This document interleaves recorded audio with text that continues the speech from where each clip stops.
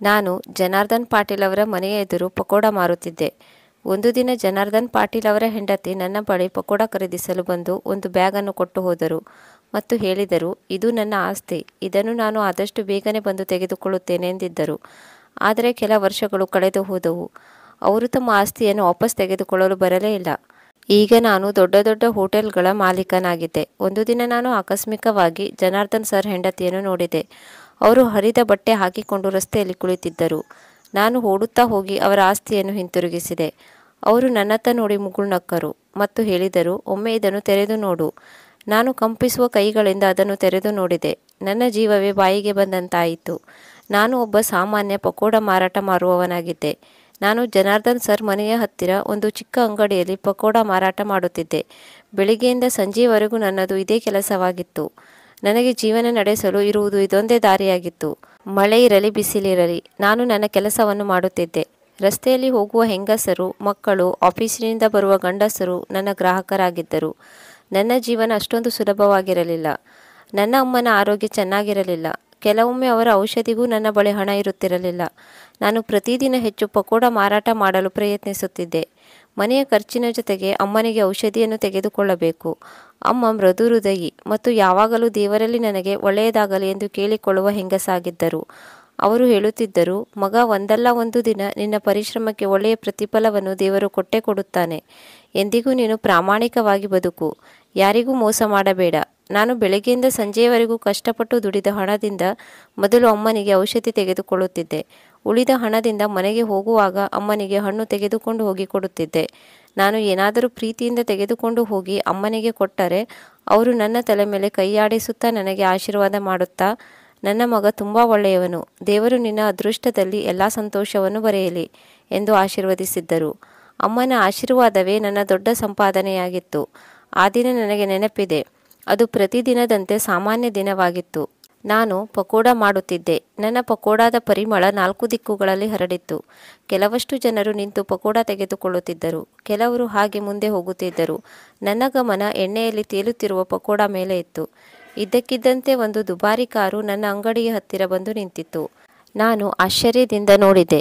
ಆ ಗಾಡಿ ಜನಾರ್ದನ್ ಸರ್ ಮನೆಯ ಗಾಡಿಯಾಗಿತ್ತು. ಗಾಡಿಯ ಬಾಗಿಲು ತೆರೆದು ಒಬ್ಬ ಮಹಿಳೆ ಇಳಿದಳು. ಆ ಹೆಂಗಸು ಬಟ್ಟೆಯಿಂದ ತನ್ನ ಮುಖ ಮುಚ್ಚಿಕೊಂಡಿದ್ದರು. ಅವರ ಕಣ್ಣುಗಳು ಮಾತ್ರ ಕಾಣುತ್ತಿದ್ದವು. ಅವರ ಕಣ್ಣುಗಳಲ್ಲಿ ಯಾವುದೋ ಒಂದು ದೊಡ್ಡ ಬಿರುಗಾಳಿ ಮುಚ್ಚಿಕೊಂಡಿರುವಂತೆ ಕಾಣುತ್ತಿತ್ತು. ಅವರು ನಿಧಾನಕ್ಕೆ ನನ್ನ ಹತ್ತಿರ ಬರುತ್ತಿದ್ದರು. ನಾನು ಬೇಗನೆ ಕೈಯೊರೆಸಿಕೊಂಡು ಅವರ ಕಡೆಗೆ ಹೋಗಿ ಕೇಳಿದೆ, ಮೇಡಮ್, ಪಕೋಡ ಕೊಡಲೇ? ನಾನು ಪೇಪರ್ನಲ್ಲಿ ಪಕೋಡ ಕಟ್ಟಿ ಅವರ ಕೈಗೆ ಕೊಟ್ಟೆ. ಅವರು ಸುಮ್ಮನೆ ನಿಂತಿದ್ದರು. ಅವರು ನನಗೆ ಏನೋ ಹೇಳಬೇಕೆಂದುಕೊಂಡಿದ್ದರು, ಆದರೆ ಹೇಳುತ್ತಿರಲಿಲ್ಲ. ನಂತರ ಅವರು ಒಂದು ಕಪ್ಪು ಬಣ್ಣದ ಬ್ಯಾಗ್ ನನ್ನ ಕೈಯಲ್ಲಿ ಇಟ್ಟರು ಮತ್ತು ಹೇಳಿದರು, ಇದು ನನಗೆ ತುಂಬ ಮುಖ್ಯವಾದದ್ದು. ಇದನ್ನು ನನ್ನ ಆಸ್ತಿ ಎಂದು ತಿಳಿದು ನಿಮ್ಮ ಜೊತೆ ಇಟ್ಟುಕೊಳ್ಳಿ. ನಾನು ಇದನ್ನು ಆದಷ್ಟು ಬೇಗನೆ ಬಂದು ತೆಗೆದುಕೊಂಡು ಹೋಗುತ್ತೇನೆ. ನಾನು ಆಶ್ಚರ್ಯದಿಂದ ಅವರ ಕಡೆ ನೋಡುತ್ತಾ ಹೇಳಿದೆ, ಮೇಡಮ್, ಇದು ನಿಮ್ಮ ವಸ್ತು, ನನ್ನ ಜೊತೆ ಏಕೆ? ಅವರು ಕೈಯನ್ನು ತೋರಿಸುತ್ತಾ ಸುಮ್ಮನಿರುವಂತೆ ಹೇಳಿ, ಸುಮ್ಮನೆ ಇಟ್ಟುಕೊಳ್ಳಿ, ನಾನು ಹೋಗುತ್ತೇನೆ ಎಂದರು. ನಾನು ಅವರ ಮುಖದಲ್ಲಿ ಒಂದು ವಿಚಿತ್ರ ಭಯವನ್ನು ನೋಡಿದೆ. ಕೊನೆಯ ಕ್ಷಣದಲ್ಲಿ ಆಸರೆಯನ್ನು ಹುಡುಕುವ ಭಾವನೆ ಅವರ ಮುಖದಲ್ಲಿ ಕಾಣುತ್ತಿತ್ತು. ನಾನು ಏನನ್ನೂ ಹೇಳಲಿಲ್ಲ. ಬ್ಯಾಗ್ ತೆಗೆದುಕೊಂಡು ನನ್ನ ಅಂಗಡಿಯಲ್ಲಿ ಇಟ್ಟುಕೊಂಡೆ. ಅವರು ಬೇಗನೆ ತಮ್ಮ ಗಾಡಿಯಲ್ಲಿ ಕುಳಿತುಕೊಂಡು ಹೋದರು. ಆ ದಿನ ಕಳೆದು ಹೋಯಿತು. ಪುನಃ ಇನ್ನೊಂದು ದಿನ ಕಳೆಯಿತು. ನಂತರ 1 ವಾರ, 1 ತಿಂಗಳು ಕಳೆಯಿತು. ಅವರು ವಾಪಸ್ ಬರಲೇ ಇಲ್ಲ. ಮೊದಮೊದಲು ನಾನು ಪ್ರತಿದಿನ ಆ ಬ್ಯಾಗನ್ನು ನೋಡುತ್ತಿದ್ದೆ. ನಾನು ಯೋಚನೆ ಮಾಡಿದ್ದೆ, ಅವರು ಇದನ್ನು ಮರೆತು ಹೋಗಿರಬಹುದು, ಇಲ್ಲವೇ ಅವರು ತುಂಬ ಬ್ಯುಸಿಯಾಗಿರಬಹುದು. ಹೀಗೆ ಸಮಯ ಕಳೆಯುತ್ತಿತ್ತು. ಬ್ಯಾಗಿನ ಮಾಲೀಕರು ಬರಲೇ ಇಲ್ಲ. ಒಂದು ದಿನ ಅಮ್ಮ ಈ ಬ್ಯಾಗಿನ ಬಗ್ಗೆ ಕೇಳಿದರು. ಈ ಬ್ಯಾಗ್ ಯಾವುದು ಎಂದು. ನಾನು ಅಮ್ಮನಿಗೆ ಬ್ಯಾಗಿನ ಬಗ್ಗೆ ಎಲ್ಲ ವಿಷಯವನ್ನು ಹೇಳಿದೆ. ಅಮ್ಮ ಇದನ್ನು ಕೇಳಿ ಸುಮ್ಮನಾದರು. ನಂತರ ಹೇಳಿದರು, ಮಗ, ಇದು ಬೇರೆಯವರ ಆಸ್ತಿ. ನೀನು ಬೇರೆಯವರ ಆಸ್ತಿಯ ಬಗ್ಗೆ ಕೆಟ್ಟ ದೃಷ್ಟಿಯಿಂದ ನೋಡಬೇಡ. ಯಾವುದೇ ಕಾರಣಕ್ಕೂ ಇದನ್ನು ತೆರೆದು ನೋಡಬೇಡ. ಅಮ್ಮನ ಈ ಮಾತಿಗೆ ನಾನು ತಲೆಯಾಡಿಸುತ್ತಾ ಹೇಳಿದೆ, ಇಲ್ಲಮ್ಮ, ನಾನು ಇದನ್ನು ಯಾವುದೇ ಕಾರಣಕ್ಕೂ ತೆರೆದು ನೋಡುವುದಿಲ್ಲ. ಆದರೆ ನನ್ನ ಮನಸ್ಸಿನಲ್ಲಿ ಪ್ರಶ್ನೆಗಳು ಏಳುತ್ತಿದ್ದವು. ಈ ಬ್ಯಾಗ್ ಬೆಲೆ ಬಾಳುವಂಥದ್ದಾಗಿದ್ದರೆ ಇದನ್ನು ವಾಪಸ್ ತೆಗೆದುಕೊಂಡು ಹೋಗಲು ಏಕೆ ಬರಲಿಲ್ಲ? ಇದರಲ್ಲಿ ಹಣ ಸಂಪತ್ತು ಇರಬಹುದೇ? ಇಲ್ಲವೇ ಯಾವುದಾದರೂ ಸತ್ಯ ಅಡಗಿರಬಹುದೇ? ನಾನು ನನ್ನ ತಾಯಿಯ ಸಲಹೆಯನ್ನು ಅನುಸರಿಸುತ್ತಿದ್ದೆ. ನಾನು ಎಂದಿಗೂ ಆ ಬ್ಯಾಗನ್ನು ತೆರೆದು ನೋಡುವ ಧೈರ್ಯ ಮಾಡಲಿಲ್ಲ. ಜೀವನ ಹೀಗೆ ಕಳೆಯುತ್ತಿತ್ತು. ನಾನು ಪ್ರತಿದಿನ ಪಕೋಡ ಮಾರಾಟ ಮಾಡುತ್ತಿದ್ದೆ. ಇದರಿಂದ ಬಂದ ಹಣದಿಂದ ಅಮ್ಮನಿಗೆ ಔಷಧಿ ತೆಗೆದುಕೊಳ್ಳುವುದು, ಏನಾದರೂ ಹಣ್ಣು ಖರೀದಿಸುವುದು, ಉಳಿದ ಹಣದಿಂದ ನನ್ನ ಜೀವನವನ್ನು ನಡೆಸುತ್ತಿದ್ದೆ. ಕೆಲವೊಮ್ಮೆ ಅಮ್ಮನಿಗೆ ಔಷಧಿ ತೆಗೆದುಕೊಳ್ಳಲು ನನ್ನ ಹತ್ತಿರ ಹಣ ಇರುತ್ತಿರಲಿಲ್ಲ. ನಾನು ಉಪವಾಸವಿದ್ದು ಅವರಿಗೆ ಔಷಧಿ ತೆಗೆದುಕೊಂಡು ಬರುತ್ತಿದ್ದೆ. ಅಮ್ಮ ನನ್ನ ತಲೆ ಸವರುತ್ತಾ, ಧೈರ್ಯವಾಗಿರು ಮಗನೇ, ಒಂದಲ್ಲ ಒಂದು ದಿನ ನಿನ್ನ ಅದೃಷ್ಟ ಬದಲಾಗುತ್ತದೆ ಎಂದು ಹೇಳಿದ್ದರು. ಸಮಯ ಕಳೆಯುತ್ತಿದ್ದಂತೆ ನನ್ನ ಪರಿಶ್ರಮಕ್ಕೆ ಬೆಲೆ ಸಿಕ್ಕಿತು. ನಾನು ಮಾಡಿರುವ ಪಕೋಡ ತಿನ್ನಲು ಜನ ಮುಗಿಬೀಳುತ್ತಿದ್ದರು. ನಾನು ಈಗ ಚಿಕ್ಕ ಅಂಗಡಿಯಿಂದ ಚಿಕ್ಕ ಹೋಟೆಲ್ ಓಪನ್ ಮಾಡಿದ್ದೆ. ನನ್ನ ಪರಿಶ್ರಮದಿಂದ ಮತ್ತು ಅಮ್ಮನ ಆಶೀರ್ವಾದದಿಂದ ನನ್ನ ವ್ಯಾಪಾರ ಬೆಳೆಯಿತು. ಈ ಬ್ಯಾಗ್ ನನ್ನ ಬಳಿ ಈಗಲೂ ಇದೆ. ಅದನ್ನು ನಾನು ಪ್ರತಿದಿನ ನನ್ನ ಹೋಟೆಲ್ ಕೋಣೆಯಲ್ಲಿ ನೋಡುತ್ತೇನೆ. ಈಗ ಆ ಬ್ಯಾಗ್ ನನ್ನ ಜೀವನದ ಭಾಗವಾಗಿತ್ತು. ಆದರೆ ಈ ಬ್ಯಾಗ್ ನನ್ನ ಜೀವನವನ್ನು ಬದಲಾಯಿಸುತ್ತದೆ ಎಂದುಕೊಂಡಿರಲಿಲ್ಲ. ಹೀಗೆ 1 ದಿನ, 2 ದಿನ, 1 ವಾರ, 1 ತಿಂಗಳು ಕಳೆಯಿತು. ಆದರೆ ಇಲ್ಲಿಯವರೆಗೆ ಅವರು ವಾಪಸ್ ಬರಲಿಲ್ಲ. ಮೊದಮೊದಲು ನಾನು ಇದನ್ನು ಪ್ರತಿದಿನ ನೋಡಿ ಇದರಲ್ಲಿ ಬೆಲೆಬಾಳುವ ವಸ್ತುಗಳಿರಬಹುದು ಎಂದುಕೊಳ್ಳುತ್ತಿದ್ದೆ. ಆದರೆ ನನ್ನ ಮನಸ್ಸಿನಲ್ಲಿ ಒಂದು ರೀತಿಯ ಭಯ ಇತ್ತು. ಇದು ಬೇರೆಯವರ ಆಸ್ತಿ. ನಾನು ಇದನ್ನು ಹೇಗೆ ತೆರೆದು ನೋಡಲಿ? ಇಂತಹ ದುಬಾರಿ ಬ್ಯಾಗ್ ಶ್ರೀಮಂತರು ಇಟ್ಟುಕೊಳ್ಳುತ್ತಾರೆ. ಇದರಲ್ಲಿ ವಜ್ರ ವೈಡೂರ್ಯ ಇರಬಹುದೇ? ಯಾವುದಾದರೂ ಬ್ಲ್ಯಾಕ್ ಮನಿ ಇರಬಹುದೇ? ಒಮ್ಮೊಮ್ಮೆ ಇದನ್ನು ತೆರೆದು ನೋಡಬೇಕು ಅನ್ನಿಸುತ್ತಿತ್ತು. ಆದರೆ ಧೈರ್ಯ ಬರುತ್ತಿರಲಿಲ್ಲ. ವರ್ಷಗಳು ಕಳೆಯುತ್ತಿದ್ದಂತೆ ನಾನು ಕಷ್ಟಪಟ್ಟು ದುಡಿದು ಚಿಕ್ಕ ಹೋಟೆಲಿನಿಂದ ದೊಡ್ಡ ಹೋಟೆಲ್ ಶುರು ಮಾಡಿದೆ. ನನ್ನ ಹೋಟೆಲ್ ದೊಡ್ಡದಾಗುತ್ತಿದ್ದಂತೆ ಪೂರ್ತಿ ನಗರದಲ್ಲಿ ಫೇಮಸ್ ಆಯಿತು. ನನ್ನ ಅದೃಷ್ಟವೇ ಬದಲಾಗಿತ್ತು. ಆದರೆ ಆ ಬ್ಯಾಗ್ ಈಗಲೂ ನನ್ನ ಬಳಿ ಹಾಗೇ ಇತ್ತು. ನನಗೆ ತುಂಬ ಸಲ ಈ ಯೋಚನೆ ಬರುತ್ತಿತ್ತು. ಮೇಡಮ್ ಸತ್ತು ಹೋಗಿರಬಹುದು, ಇಲ್ಲ ಎಲ್ಲಿಗಾದರೂ ಹೋಗಿರಬಹುದು. ಆದರೆ ಆ ಬ್ಯಾಗ್ ತೆರೆದು ನೋಡುವ ಧೈರ್ಯ ನಾನು ಎಂದಿಗೂ ಮಾಡಲಿಲ್ಲ ಮತ್ತು ಅದನ್ನು ಯಾರಿಗೂ ಕೊಡುವ ಧೈರ್ಯ ಮಾಡಲಿಲ್ಲ. ಏಕೆಂದರೆ ಅದು ಬೇರೆಯವರ ಆಸ್ತಿ. ಈಗ ಆಸ್ತಿಯ ಭಾರ ನನ್ನ ಮೇಲೆ ಇತ್ತು. ಆದರೆ ನನಗೆ ಗೊತ್ತಿರಲಿಲ್ಲ ವರ್ಷಗಳು ಕಳೆದ ಮೇಲೆ ನನ್ನ ಜೀವನ ಬದಲಾಗುತ್ತದೆ ಎಂದು. ಸಮಯ ತುಂಬ ವಿಚಿತ್ರವಾದದ್ದು. ಅದು ಕೆಲವರಿಗೆ ತುಂಬ ವೇಗವಾಗಿ ಹೋಗುತ್ತದೆ, ಇನ್ನು ಕೆಲವರಿಗೆ ಅಲ್ಲೇ ನಿಂತು ಬಿಡುತ್ತದೆ. ನನ್ನ ಜೀವನದಲ್ಲಿ ಸಮಯ ನಿಂತು ಬಿಟ್ಟಿತ್ತು. ಆದರೆ ಈಗ ನಿಧಾನಕ್ಕೆ ಹೋಗುತ್ತಿದೆ. ಮೊದಲನೇ ದಿನ ಬ್ಯುಸಿಯಾಗಿರಬಹುದು ಎಂದುಕೊಂಡೆ. 2ನೇ ದಿನ ಬ್ಯಾಗ್ ಇಟ್ಟು ಮರೆತು ಹೋಗಿರಬಹುದು ಎಂದುಕೊಂಡೆ. ನನ್ನ ಈ ಎಲ್ಲ ಯೋಚನೆ ಬಗ್ಗೆ ನನಗೆ ಕಸಿವಿಸಿಯಾಯಿತು. ಯಾರಾದರೂ ಇಂಥ ವಸ್ತುಗಳನ್ನು ಮರೆತು ಹೋಗುತ್ತಾರಾ? ಇದನ್ನು ಅವರು ತಮ್ಮ ಜೀವಕ್ಕಿಂತ ಹೆಚ್ಚು ಬೆಲೆ ಬಾಳುವಂಥದ್ದು ಎಂದುಕೊಂಡಿದ್ದಾರೆ. ಈಗ ನನ್ನ ಮನಸ್ಸು ಗೊಂದಲಕ್ಕೆ ಈಡಾಯಿತು. ಅನೇಕರು ತಮ್ಮ ಅನುಭವಕ್ಕೆ ತಕ್ಕಂತೆ ಸಲಹೆಗಳನ್ನು ನೀಡಿದ್ದರು. ಅಣ್ಣ, ಇದು ನಿಮ್ಮ ಅದೃಷ್ಟಕ್ಕೆ ಸಿಕ್ಕಿರಬಹುದು. ಶ್ರೀಮಂತ ಹೆಂಗಸಿನ ಸಂಪತ್ತಿರಬಹುದು. ನೀವು ಇದನ್ನು ತೆರೆದು ನೋಡಿ, ನಿಮ್ಮ ಜೀವನವೇ ಬದಲಾಗಬಹುದು. ಇನ್ನು ಕೆಲವರು ನಗುತ್ತಾ ಹೇಳಿದರು, ನೀವು ಪಕೋಡ ಮಾರಾಟ ಮಾಡುವವರು, ವಿಧಿ ನಿಮಗೆ ಒಂದು ಅವಕಾಶ ಕೊಟ್ಟಿದೆ. ಇದನ್ನು ನೀವು ಹಾಳು ಮಾಡಿಕೊಳ್ಳಬೇಡಿ. ಎಲ್ಲರ ಮಾತಿಗೆ ನಾನು ತಲೆಯಾಡಿಸುತ್ತಿದ್ದೆ. ಬೇರೆಯವರ ಆಸ್ತಿಗೆ ನಾನು ಕೈ ಹಾಕಲು ಇಷ್ಟಪಡಲಿಲ್ಲ. ಅದನ್ನು ಕಾಪಾಡಿಕೊಂಡಿರುವ ನೆಮ್ಮದಿ ನನಗೆ ಇತ್ತು. ದಿನ ಕಳೆದು ರಾತ್ರಿಯಾಗುತ್ತಿದ್ದಂತೆ ಜನ ಸುಸ್ತಾಗಿ ಮಲಗುತ್ತಾರೆ. ಹೋಟೆಲ್ನಲ್ಲಿ ಬೆಳಕು 4 ಕಡೆ ಜಗಮಗಿಸುತ್ತಿದೆ. ನನ್ನ ಮನಸ್ಸಿನಲ್ಲಿ ಒಂದು ಸಂಶಯ ಮೂಡಿತು. ನಾನು ಈ ಬ್ಯಾಗ್ ಓಪನ್ ಮಾಡಿದರೆ ನನಗೆ ಯಾವುದಾದರೂ ತೊಂದರೆಯಾದರೆ? ಹೀಗೆ ತುಂಬ ಪ್ರಶ್ನೆಗಳು ನನ್ನ ತಲೆಯಲ್ಲಿ ಉದ್ಭವಿಸಿದವು. ಆದರೆ ಇದು ಬೇರೆಯವರ ಸಂಪತ್ತು ಎನ್ನುವ ಒಂದು ವಿಷಯ ನನ್ನನ್ನು ಯಾವಾಗಲೂ ತಡೆಯುತ್ತಿತ್ತು. ಇದನ್ನು ನೀನು ಓಪನ್ ಮಾಡಿದರೆ ನಿನ್ನ ದೊಡ್ಡ ತಪ್ಪಾಗುತ್ತದೆ. ಇದು ನನ್ನ ಆತ್ಮದ ಧ್ವನಿಯಾಗಿತ್ತು. ಸಮಯ ಕಳೆಯುತ್ತಿತ್ತು. ನನ್ನ ಜೀವನದಲ್ಲಿ ತುಂಬ ಬದಲಾವಣೆಯಾಗಿತ್ತು. ಚಿಕ್ಕ ಅಂಗಡಿಯಿಂದ ಒಂದು ಚಿಕ್ಕ ಹೋಟೆಲ್, ನಂತರ 2ನೇ ಹೋಟೆಲ್. ಇದನ್ನೆಲ್ಲ ನಾನು ನನ್ನ ಪರಿಶ್ರಮದಿಂದ ಮಾಡಿದ್ದೆ. ಈಗ ನಾನು ನನ್ನ ಪರಿಶ್ರಮದಿಂದ ಒಂದು ಮನೆಯನ್ನು ಕಟ್ಟಿಕೊಂಡಿದ್ದೇನೆ. ಈಗಲೂ ಆ ಬ್ಯಾಗ್ ನನ್ನ ಮನೆಯ ಕಬೋರ್ಡ್ನಲ್ಲಿ ನಿಧಿ ಎಂಬಂತೆ ಇತ್ತು. ಅದು ಎಂಥ ನಿಧಿಯಾಗಿತ್ತೆಂದರೆ ಅದನ್ನು ನಾನು ಅನುಭವಿಸುವಂತಿರಲಿಲ್ಲ. ಒಂದು ದಿನ ನಾನು ಹೋಟೆಲಿನ ವ್ಯವಹಾರ ಮುಗಿಸಿ ಮನೆಗೆ ಬರುತ್ತಿದ್ದೆ. ನನ್ನ ಬಳಿ ಅಂದಿನ ಹೋಟೆಲ್ ವ್ಯಾಪಾರದ ಹಣ ಇತ್ತು. ಅದು ನನ್ನ ಆ ದಿನದ ಸಂಪಾದನೆಯಾಗಿತ್ತು. ನಾನು ಅಮ್ಮನಿಗೆ ಔಷಧಿ ತೆಗೆದುಕೊಂಡು ಹಣ್ಣುಗಳನ್ನು ಖರೀದಿಸಿದೆ. ಅದು ನನಗೆ ನೆಮ್ಮದಿಯ ಸಮಯವಾಗಿತ್ತು. ನಾನು ಮನೆಯ ಕಡೆಗೆ ಹೊರಟಿದ್ದೆ. ಇದ್ದಕ್ಕಿದ್ದಂತೆ 3 ಜನ ವ್ಯಕ್ತಿಗಳು ನನ್ನ ಕಡೆಗೆ ಬರುತ್ತಿದ್ದರು. ಏಯ್ ನಿಲ್ಲು ಎಂದು ಕೂಗಿದರು. ಅವರ ಹತ್ತಿರ ಪಳಪಳ ಹೊಳೆಯುವ ಚಾಕುಗಳು ಇದ್ದವು. ಅವರು ಮುಖವನ್ನು ಅರ್ಧ ಮುಚ್ಚಿಕೊಂಡಿದ್ದರು. ಅವರಲ್ಲಿ ಒಬ್ಬ ಗಡುಸಾಗಿ ಹೇಳಿದನು, ನಿನ್ನ ಜೇಬಿನಲ್ಲಿರುವುದನ್ನು ತೆಗೆ. ನನಗೆ ಭಯವಾಯಿತು. ಆದರೂ ನಾನು ಧೈರ್ಯ ತಂದುಕೊಳ್ಳಲು ಪ್ರಯತ್ನಿಸಿದೆ.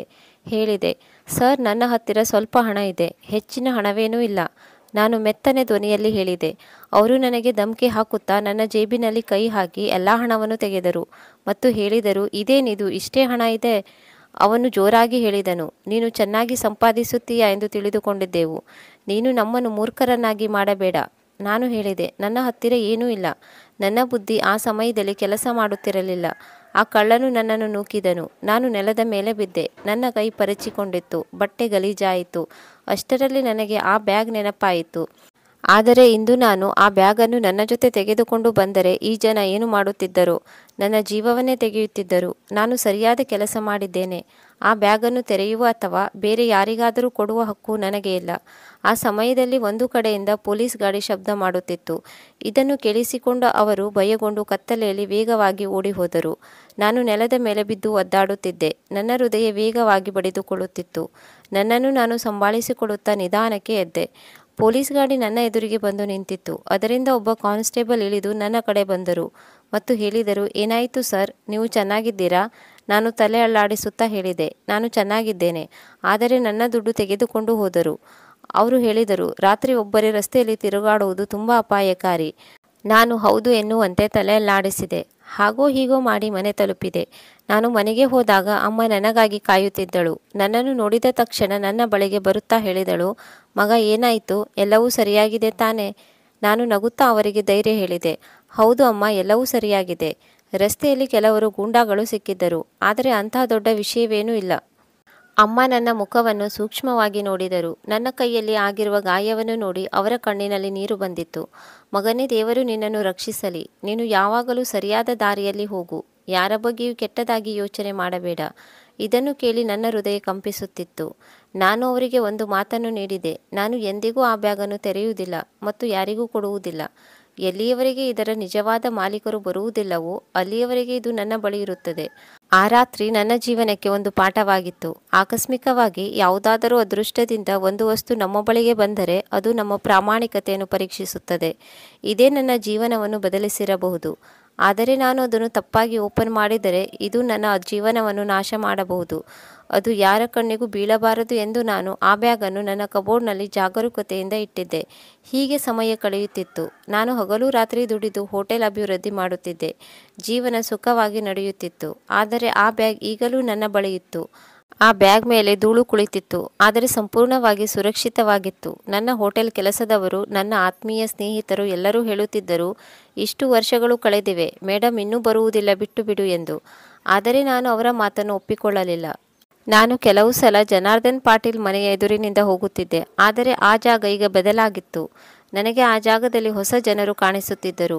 ಅಲ್ಲಿ ಹೋಗಿ ವಿಚಾರಿಸಲೇ ಎಂದು ಕೆಲವೊಮ್ಮೆ ಯೋಚಿಸುತ್ತಿದ್ದೆ, ಆದರೆ ಹೋಗಲಿಲ್ಲ. ಒಂದು ದಿನ ನಾನು ಮನೆಯಲ್ಲಿ ಕುಳಿತುಕೊಂಡಿದ್ದೆ. ನನ್ನ ಮನಸ್ಸಿನಲ್ಲಿ ವಿಚಿತ್ರ ಭಾವನೆ ಹುಟ್ಟಿತು. ನಾನು ನನ್ನ ಕಬೋರ್ಡ್ನಿಂದ ಆ ಬ್ಯಾಗನ್ನು ಹೊರತೆಗೆದು ನೋಡಿದೆ. ಅದರ ಬಣ್ಣ ಈಗ ಮಾಸಿತ್ತು. ಸಮಯ ಅದನ್ನು ಹಳೆಯದಾಗಿ ಮಾಡಿತ್ತು. ಆದರೆ ನಾನು ಅದನ್ನು ತೆರೆಯುವ ಧೈರ್ಯ ಮಾಡಲಿಲ್ಲ. ನನಗೆ ಅದನ್ನು ತೆರೆಯುವ ಯಾವ ಅಧಿಕಾರವೂ ಇರಲಿಲ್ಲ. ಮತ್ತು ಈಗ ನನ್ನ ಬಳಿ ಹಣ ಇತ್ತು ಮತ್ತು ನನಗೆ ಸಮಾಜದಲ್ಲಿ ಗೌರವ ಕೂಡ ಇದೆ. ಈಗ ನನ್ನನ್ನು ಪಕೋಡದವನು ಎಂದು ಹೇಳುತ್ತಿರಲಿಲ್ಲ, ದೊಡ್ಡ ಹೋಟೆಲ್ ಮಾಲೀಕ ಎಂದು ಗುರುತಿಸುತ್ತಿದ್ದರು. ವರ್ಷಗಳ ನಂತರ ಒಂದು ದಿನ ನಾನು ಹೋಟೆಲ್ ಕೆಲಸದ ಮೇಲೆ ನಗರದ ದೊಡ್ಡ ಮಾರ್ಕೆಟಲ್ಲಿ ಹೋಗುತ್ತಿರುವಾಗ ನನ್ನ ದೃಷ್ಟಿ ಅಚಾನಕ್ಕಾಗಿ ಯಾವುದಾದರೂ ಒಂದು ಮರೆಯಲಾಗದ ಮುಖದ ಮೇಲೆ ಬೀಳುತ್ತದೆ ಎಂದು ಅಂದುಕೊಂಡಿರಲಿಲ್ಲ. ಅದು ಪ್ರತಿ ದಿನದಂತೆ ಸಾಮಾನ್ಯ ದಿನವಾಗಿತ್ತು. ನನ್ನ ಅದೃಷ್ಟ ಅದನ್ನು ತುಂಬ ಸ್ಪೆಷಲ್ ಆಗಿ ಮಾಡಿತ್ತು. ನಗರದ ಮಧ್ಯದಲ್ಲಿ ನಾನು ನನ್ನ ಗಾಡಿಯಲ್ಲಿ ಕುಳಿತು ಸಿಗ್ನಲ್ನಲ್ಲಿ ನಿಂತುಕೊಂಡಿದ್ದೆ. ರಸ್ತೆಯಲ್ಲಿ ಗಾಡಿಗಳ ಶಬ್ದ, ಅಂಗಡಿಯವರ ಧ್ವನಿ ಪ್ರತಿನಿತ್ಯದಂತೆ ಕೇಳಿಸುತ್ತಿತ್ತು. ನಾನು ಅಂದು ಜೀವನದಲ್ಲಿ ಖುಷಿಯಾಗಿದ್ದೆ. ಜೀವನ ನನ್ನನ್ನು ಎಲ್ಲಿಂದ ಎಲ್ಲಿಗೆ ಕರೆದುಕೊಂಡು ಬಂದಿದೆ. ನಾನು ನನ್ನ ಪರಿಶ್ರಮದಿಂದ ಈ ಸಮಾಜದಲ್ಲಿ ಗೌರವವನ್ನು ಪಡೆದುಕೊಂಡಿದ್ದೆ. ನನ್ನ ಬಡತನವನ್ನು ಸೋಲಿಸಿದ್ದೆ. ನಗರದಲ್ಲಿ ಈಗ ನನ್ನ ಹೋಟೆಲ್ ಬಗ್ಗೆ ಚರ್ಚೆ ಆಗುತ್ತಿತ್ತು. ನನಗೇನು ಗೊತ್ತಿತ್ತು, ಇದೇ ನನ್ನ ಮನಸ್ಸಿನ ಒಳಗಿನ ನೆಮ್ಮದಿಯನ್ನು ನಾಶ ಮಾಡುತ್ತದೆ ಎಂದು. ಈಗ ನಾನು ಗಾಡಿಯಲ್ಲಿ ಆರಾಮಾಗಿ ಕುಳಿತು ಅಕ್ಕಪಕ್ಕದಲ್ಲಿ ಕಣ್ಣು ಹಾಯಿಸುತ್ತಿದ್ದೆ. ಆಗ ನನ್ನ ದೃಷ್ಟಿ ರಸ್ತೆಯ ಬದಿಯಲ್ಲಿ ಕುಳಿತ ಒಂದು ಹೆಂಗಸಿನ ಮೇಲೆ ಬಿತ್ತು. ಅವರು ಹಾಕಿಕೊಂಡಿರುವ ಹಳೆಯ ಬಟ್ಟೆ ಧೂಳಿನಿಂದ ಕೂಡಿತ್ತು. ಮುಖ ಸುಕ್ಕುಕೊಟ್ಟಿತ್ತು. ತುಟಿಗಳು ಒಣಗಿದ್ದವು. ಅದೇ ಕಣ್ಣುಗಳನ್ನು ವರ್ಷಗಳ ಹಿಂದೆ ನನ್ನ ಅಂಗಡಿಯ ಹತ್ತಿರ ನೋಡಿದ್ದೆ. ಇವರು ಜನಾರ್ದನ್ ಪಾಟೀಲ್ ಅವರ ಹೆಂಡತಿ. ನಾನು ಉಸಿರಾಡುವುದನ್ನೇ ಮರೆತು ಬಿಟ್ಟಿದ್ದೆ. ಇವರು ಅದೇ ಹೆಂಗಸು. ದುಬಾರಿ ಬಟ್ಟೆ, ಸುವಾಸನೆ ಬೀರುವ ಹೂ ಮುಡಿದುಕೊಂಡು ಸುಂದರವಾಗಿ ಕಾಣುತ್ತಿದ್ದರು. ಅವರ ಮುಖದಲ್ಲಿ ಒಂದು ದಿನವೂ ಬೇಸರ ಕಾಣುತ್ತಿರಲಿಲ್ಲ. ಇಂದು ಅದೇ ಹೆಂಗಸು ಸುಕ್ಕುಗಟ್ಟಿ ಕೊಳಕಾಗಿರುವ ಮುಖ, ಕಾಲಿಗೆ ಚಪ್ಪಲಿ ಇಲ್ಲದೆ ರಸ್ತೆಯ ಬದಿಯಲ್ಲಿ ಕುಳಿತುಕೊಂಡಿದ್ದರು. ನನಗೆ ನಾನು ಯಾವುದೋ ಕೆಟ್ಟ ಕನಸು ಕಾಣುತ್ತಿದ್ದೇನೆಂದು ಅನಿಸಿತು. ಇದು ಹೇಗೆ ಸಾಧ್ಯ? ಇವರು ಈ ಪರಿಸ್ಥಿತಿಯಲ್ಲಿ ಹೀಗೇಕೆ ಕುಳಿತುಕೊಂಡಿದ್ದಾರೆ? ಜನಾರ್ದನ್ ಪಾಟೀಲ್ ಅವರು ಇವರಿಗೆ ಏನು ಮಾಡಿದ್ದಾರೆ? ಅವರನ್ನು ನೋಡಿದರೆ ಅವರು ಉಸಿರಾಡುತ್ತಿರುವ ಶವದಂತೆ ಕಾಣುತ್ತಿದ್ದರು. ನನ್ನ ಮನಸ್ಸಿನಲ್ಲಿ ಆ ಕ್ಷಣ ಎದುರಿಗೆ ಬಂದಿತ್ತು. ಅವರು ಆ ದಿನ ಕಪ್ಪು ಬಣ್ಣದ ಬ್ಯಾಗ್ ಕೊಟ್ಟು ಹೇಳಿದ್ದರು, ಇದು ತುಂಬ ಬೆಲೆ ಬಾಳುವ ಬ್ಯಾಗ್, ಇದನ್ನು ಜೋಪಾನವಾಗಿ ಇಟ್ಟುಕೊಂಡಿರು, ನಾನು ಬೇಗನೆ ವಾಪಸ್ ಬರುತ್ತೇನೆ ಎಂದು. ಆದರೆ ಅವರು ಇಂದು ನನಗೆ ಈ ಪರಿಸ್ಥಿತಿಯಲ್ಲಿ ಸಿಕ್ಕಿದ್ದಾರೆ. ನನ್ನ ಕಿವಿಗೆ ಒಂದು ಶಬ್ದ ಕೇಳಿಸುತ್ತಿತ್ತು. ಅದು ಅಕ್ಕಪಕ್ಕದವರು ಮಾತನಾಡುವ ಶಬ್ದವಾಗಿರಲಿಲ್ಲ, ನನ್ನ ಮನಸ್ಸಿನ ಶಬ್ದವಾಗಿತ್ತು. ನೀನು ಮಾಡಿರುವುದು ಸರಿಯೇ. ನೀನು ಯಾವ ಬ್ಯಾಗನ್ನು ಸುರಕ್ಷಿತವಾಗಿ ಇಟ್ಟುಕೊಂಡಿರುವೆ ಆ ಬ್ಯಾಗಿನ ಮಾಲೀಕರನ್ನು ಹುಡುಕುವ ಪ್ರಯತ್ನ ಮಾಡಲಿಲ್ಲ. ಬ್ಯಾಗನ್ನು ಸುರಕ್ಷಿತವಾಗಿ ಇಟ್ಟುಕೊಂಡು ಮಾಲೀಕರು ಬರುವುದನ್ನು ಕಾಯುತ್ತಾ ಉಳಿದೆ. ಅವರು ಸ್ವತಃ ಬಂದು ತೆಗೆದುಕೊಂಡು ಹೋಗುತ್ತಾರೆ ಎನ್ನುತ್ತಾ ಉಳಿದುಕೊಂಡೆ. ಆದರೆ ಅವರ ಬಗ್ಗೆ ತಿಳಿದುಕೊಳ್ಳುವ ಪ್ರಯತ್ನ ಕೂಡ ಮಾಡಲಿಲ್ಲ. ನನ್ನ ಆತ್ಮ ನನ್ನೊಳಗೆ ಚೀರುತ್ತಿತ್ತು. ಈ ಸಮಯದಲ್ಲಿ ನನಗೆ ಅಮ್ಮನ ಕೊನೆಯ ರಾತ್ರಿ ನೆನಪಿಗೆ ಬಂತು. ಆ ರಾತ್ರಿ ಅವರು ತುಂಬ ದುರ್ಬಲರಾಗಿದ್ದರು. ನಾನು ಅವರ ಕೈ ಹಿಡಿದು ಕುಳಿತುಕೊಂಡಿದ್ದೆ. ಅವರು ನನ್ನನ್ನು ತುಂಬ ಪ್ರಯಾಸಪಟ್ಟು ನೋಡುತ್ತಾ ಹೇಳಿದರು, ಮಗ, ಒಂದು ನೆನಪಿಟ್ಟುಕೋ, ಸಮಯ ಎಲ್ಲವನ್ನೂ ಬದಲಾಯಿಸುತ್ತದೆ, ಆದರೆ ಸತ್ಯವನ್ನು ಬದಲಾಯಿಸುವುದಿಲ್ಲ. ನೀನು ಯಾರಿಗಾದರೂ ಸಹಾಯ ಮಾಡಬೇಕೆಂದರೆ ಮಾಡು ಎಂದು. ನಾನು ಆ ರಾತ್ರಿಯನ್ನು ಎಂದಿಗೂ ಮರೆಯಲು ಸಾಧ್ಯವಿಲ್ಲ. ಅಂದಿನಿಂದ ನನ್ನ ಅಮ್ಮ ನನ್ನಿಂದ ದೂರವಾಗಿದ್ದರು. ಇಂದು ಜನಾರ್ದನ್ ಪಾಟೀಲ್ ಅವರ ಹೆಂಡತಿಯನ್ನು ಈ ಪರಿಸ್ಥಿತಿಯಲ್ಲಿ ನೋಡಿ ನಾನು ತುಂಬ ದುರ್ಬಲನಾಗಿದ್ದೇನೆ ಅನಿಸಿತು. ನಾನು ಬಾಗಿಲನ್ನು ತೆರೆದು ಹಾರ್ನ್ ಮಾಡುತ್ತಿದ್ದೆ. ಅಷ್ಟರಲ್ಲಿ ಗ್ರೀನ್ ಸಿಗ್ನಲ್ ಸಿಕ್ಕಿತು. ಆದರೆ ನಾನು ಮುಂದೆ ಹೋಗುವ ಪರಿಸ್ಥಿತಿಯಲ್ಲಿ ಇರಲಿಲ್ಲ. ನಾನು ಬಾಗಿಲನ್ನು ತೆರೆದು ಅವರ ಹತ್ತಿರ ಓಡಿದೆ. ನನ್ನ ಹೃದಯ ಜೋರಾಗಿ ಬಡಿದುಕೊಳ್ಳುತ್ತಿತ್ತು. ಅವರು ಅದೇ ಹೆಂಗಸಾಗಿದ್ದರು. ಆದರೆ ಸಮಯ ಅವರ ಮುಖದ ಮೇಲೆ ಬರೆದಿರುವ ಕತೆ ತುಂಬ ನೋವಿನಿಂದ ಕೂಡಿತ್ತು.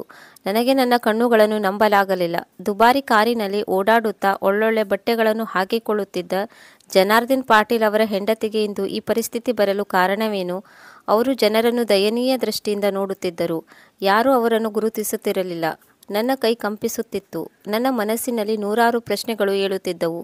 ಇಲ್ಲಿಯವರೆಗೆ ಇವರು ಎಲ್ಲಿ ನಾಪತ್ತೆಯಾಗಿ ಹೋಗಿದ್ದರು? ಜನಾರ್ದನ್ ಸರ್ ಇವರನ್ನು ಏಕೆ ಕೈ ಬಿಟ್ಟರು? ನನಗೆ ವರ್ಷಗಳ ಹಿಂದಿನ ಇವರ ಮುಖಭಾವ ನೆನಪಿಗೆ ಬಂದಿತ್ತು.